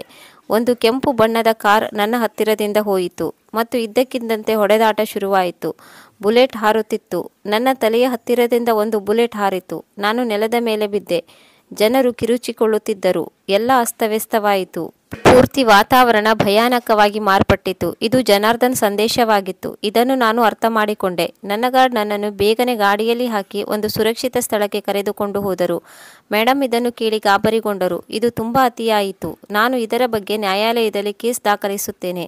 ಆದರೆ ನಾನು ಅವರನ್ನು ತಡೆದೆ. ಮೇಡಮ್, ಅವರು ತುಂಬ ಅಪಾಯಕಾರಿಯಾಗಿದ್ದಾರೆ. ಆದರೆ ನಾವು ಈಗ ಹೆಚ್ಚು ಸುಮ್ಮನಿರಲು ಆಗುವುದಿಲ್ಲ. ಮಗ, ಈ ಕೇಸ್ ದಾಖಲಿಸಿರುವುದು ನೀನಲ್ಲ. ನನ್ನ ಮಗನನ್ನು ಜನಾರ್ದನ್ ನನ್ನಿಂದ ಕಿತ್ತುಕೊಂಡಿದ್ದಾನೆ. ಈಗ ನಾನು ಅವನ ಅಮ್ಮನಾಗಿ ಬಾಕಿ ತೀರಿಸುತ್ತೇನೆ. ಅವರ ಕಣ್ಣಿನಲ್ಲಿ ಎಂತಹ ಕೋಪ ಇತ್ತೆಂದರೆ ನಾನು ಹಿಂದೆಂದೂ ಕಂಡಿರಲಿಲ್ಲ. ನಾನು ನಿರ್ಧಾರ ಮಾಡಿದ್ದೇನೆ, ಇದರಿಂದ ಹಿಂದೆ ಸರಿಯುವುದಿಲ್ಲ. ಜನಾರ್ದನ್ ಏನು ಆಟ ಆಡುತ್ತಿದ್ದಾನೆ ಅದರ ತೀರ್ಮಾನ ನ್ಯಾಯಾಲಯ ಮಾಡುತ್ತದೆ, ಇಲ್ಲವೇ ವಿಧಿ ಇದರ ನಿರ್ಣಯ ಮಾಡುತ್ತದೆ. ಆದರೆ ಈಗ ನಾವು ಸೋಲೊಪ್ಪಿಕೊಳ್ಳಬಾರದು. ಈಗ ಈ ಪ್ರಕರಣ ಕೊನೆಯ ಹಂತಕ್ಕೆ ಬಂದು ತಲುಪಿತ್ತು. ಜನಾರ್ದನ್ ನನ್ನನ್ನು ಒಪ್ಪಿಸಲು ಎಲ್ಲ ರೀತಿಯ ಪ್ರಯತ್ನ ಮಾಡಿದನು. ನನ್ನ ಹೋಟೆಲ್ ಬಂದ್ ಮಾಡಿಸಿದ್ದನು. ತುಂಬ ಬೆದರಿಕೆಯನ್ನು ಹಾಕಿದ್ದನು. ನನ್ನ ಜೀವವನ್ನು ತೆಗೆಯಲು ಹೊರಟಿದ್ದನು. ಆದರೆ ನಾನು ಹಿಂದೆ ಸರಿಯುವವನಲ್ಲ. ನಾನು ಎಲ್ಲವನ್ನೂ ಕಳೆದುಕೊಂಡಿದ್ದೆ. ಒಂದು ಮೂಲೆಯಲ್ಲಿ ನನಗೆ ಭಯ ಇದ್ದೇ ಇತ್ತು. ಈಗ ಕೇವಲ ಒಂದು ವಿಷಯ ಮಾತ್ರ ಬಾಕಿ ಉಳಿದಿತ್ತು, ಜನಾರ್ದನ್ ವಿರುದ್ಧ ಪ್ರಕರಣ. ಮಾನವೀಯತೆಯನ್ನು ಮೊಟ್ಟ ಮೊದಲ ಬಾರಿಗೆ ಪ್ರಸ್ತುತಪಡಿಸಲು ಹೊರಟಿದ್ದೆ. ಮೇಡಮ್, ನ್ಯಾಯಾಲಯದಲ್ಲಿ ನಿಂತು ಸಾಕ್ಷಿ ಹೇಳಬೇಕಾಗಿತ್ತು. ಇಷ್ಟು ವರ್ಷಗಳವರೆಗೆ ಮುಚ್ಚಿಟ್ಟ ಸತ್ಯ ಬಹಿರಂಗಪಡಿಸಬೇಕಿತ್ತು. ನ್ಯಾಯಾಲಯದ ಹೊರಗೆ ಮಾಧ್ಯಮದವರು, ಕ್ಯಾಮರಾ ರಿಪೋರ್ಟರ್ ಮತ್ತು ಜನರು ಜಮಾಯಿಸಿದ್ದರು. ಈ ಪ್ರಕರಣ ಒಂದು ಸಾಮಾನ್ಯ ಪ್ರಕರಣ ಆಗಿರಲಿಲ್ಲ. ಇದು ಒಬ್ಬ ದೊಡ್ಡ ವ್ಯಕ್ತಿಯ ಕ್ರೂರ ಅಪರಾಧವಾಗಿತ್ತು. ಮೇಡಮ್ ಅವರನ್ನು ನ್ಯಾಯಾಲಯ ಸಾಕ್ಷಿ ಹೇಳಲು ಕರೆಯಿತು. ನಾನು ನೋಡಿದೆ. ಅವರ ಕಾಲುಗಳು ನಡುಗುತ್ತಿದ್ದವು. ಕಣ್ಣುಗಳಲ್ಲಿ ಕೋಪ ಇತ್ತು. ವಕೀಲರು ಹೇಳಿದರು, ಮೇಡಮ್, ಈಗ ನೀವು ನ್ಯಾಯಾಲಯಕ್ಕೆ ಬಂದಿದ್ದೀರಿ. ನಿಮ್ಮ ಮಗನಿಗೆ ಏನಾಯಿತು ಎಂದು ಹೇಳಬಹುದು. ಮೇಡಮ್ ಸ್ವಲ್ಪ ಸಮಯ ಮೌನವಾದರು. ಅವರ ಕೈ ನಡುಗುತ್ತಿತ್ತು. ಅವರ ಕಣ್ಣುಗಳಲ್ಲಿ ಉತ್ಸಾಹ ಇತ್ತು. ಅವರು ಜನಾರ್ದನ್ ಕಡೆಗೆ ನೋಡಿದರು. ಜನಾರ್ದನ್ ಯಾವಾಗಲೂ ಬಲಶಾಲಿಯಂತೆ ಕಾಣುತ್ತಿದ್ದರು. ಇದೇ ಮೊದಲ ಬಾರಿಗೆ ಅವರು ದುರ್ಬಲರಂತೆ ಕಾಣುತ್ತಿದ್ದರು. ನಂತರ ಮೇಡಮ್ ಸತ್ಯ ಹೇಳಿದರು. ನನ್ನ ಮಗ 5 ವರ್ಷದವನಿದ್ದನು. ಜನಾರ್ದನ್ ಅವರನ್ನು ನಾನು 2ನೇ ಮದುವೆ ಮಾಡಿಕೊಂಡಿದ್ದೆ. ಒಂದು ದಿನ ನನ್ನ ಮಗ ನನ್ನ ಮಡಿಲಲ್ಲಿ ಮಲಗಿ ನಿದ್ದೆ ಮಾಡುತ್ತಿದ್ದನು. ಈ ಕ್ರೂರ ಮನುಷ್ಯ ಅವನನ್ನು ನನ್ನಿಂದ ಕಿತ್ತುಕೊಂಡು ಹೋದನು ಮತ್ತು ಅವನನ್ನು ಸಾಯಿಸಿದನು, ಏಕೆಂದರೆ ನನ್ನ ಸಂಪತ್ತು ಅವನ ಕೈಯಿಂದ ಜಾರಿ ಬೇರೆಯವರ ಕೈಗೆ ಹೋಗಬಾರದು ಎಂದು. ನ್ಯಾಯಾಲಯದಲ್ಲಿ ಮೌನದ ವಾತಾವರಣ ನೆಲೆಸಿತು.